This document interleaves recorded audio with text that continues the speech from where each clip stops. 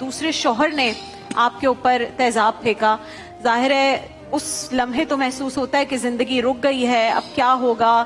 آپ کی آنکھ بھی ظاہر ہے یہ تو ایک سب سے بڑی میں کہتی ہوں دیکھنے کے قابل جب انسان ہو تو یہ بہت بڑی اللہ کا کرم ہے. آپ نے اپنی زندگی کو دوبارہ کیسے سوچا کہ نہیں میں علاج بھی کرواؤں گی، دوبارہ اپنے پیروں پر کھڑی ہوں گی انشاءاللہ؟ بتائیے. السلام علیکم، میرا نام نیاز بانو ہے. یہ سن 2007 میں میرے پہ برن پیشنٹ ہوئی تھی. 3 سال میں نے بہت اذیت گزاری ہے بیٹا، بہت اذیت کی گزاری ہے کہ علاج کراتے ہم اپنا یا اپنے بچوں کو دیکھتے، اس میں میرے بچوں کی تعلیم بھی بہت ادھوری رہ گئی. 3 سال کے بعد باجی کا پتہ لگا، اسماعیل گن سرت مصباح کا نا، تو بہت مشکلوں سے ہم باجی تک پہنچے. تو یہاں میرے ابھی تک 35 آپریٹ ہو چکے ہیں. اچھا.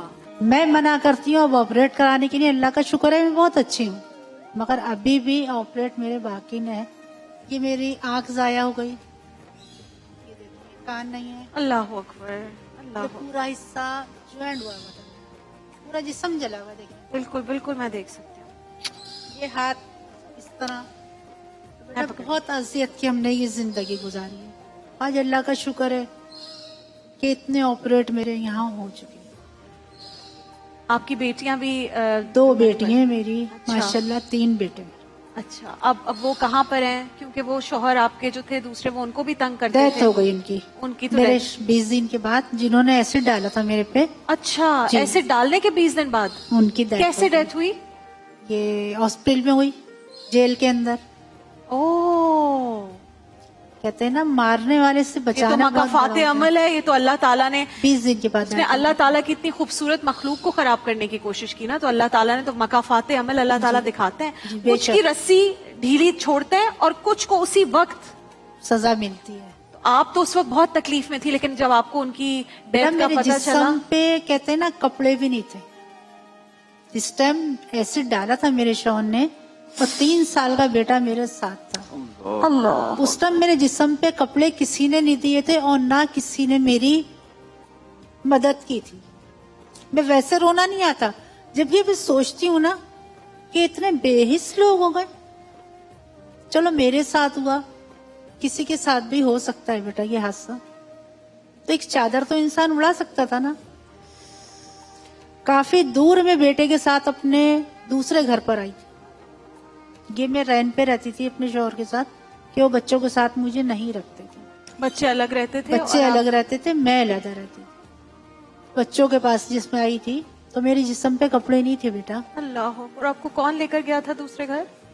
میں خود اپنے بیٹے کے ساتھ گئی، 3 سال کا جو تھا، اس وہ بھی حالت چلا تھا. میں؟ اس حالت میں کہ بچوں نے پھر پانی ڈالا نہائی میں، مگر اتنا ایسڈ میرے جسم میں جا چکا تھا نا کہ وہ کپڑے میرے وہ بھی جل گئے تھے. اللہ. 95% جلی تھی بیٹا میں. اللہ. ونس وارڈ میں ابھی بھی لوگ کو موجود ہے. 1 سال ونس وارڈ میں رہی میں. 1 سال اب 1 سال. اس کے بعد 2 سال. یہ پورا حصہ میرا ایسے جوائن ہو چکا تھا. کس طرح رہتی تھی، چپک عزیز. جاتا ہے ظاہر ہے، وہ آپ چپک کے گیا تھا پگھل پورا. جاتی ہے، باڈی چپک جاتا ہے. وہ اتنی اذیت میں ہوتی تھی نا میں کہ کوئی کام بھی نہیں کر سکتی تھی. اسی اذیت میں 2 بچوں کی شادی بھی کی، چھوٹے ہو گئی. بچیوں نے خیال رکھا؟ خیال رکھا، اللہ کا شکر ہے، بہت خیال رکھا. میری بہن کی ڈیتھ ہو گئی، انہوں نے خیال رکھا، مگر اور کسی خاندان والے نے پلٹ کے نہیں پوچھتے تھے، اس لیے کہ ہمارا برا وقت تھا کہ ہم ان سے کوئی چیز مانگ نہ لیں کہیں.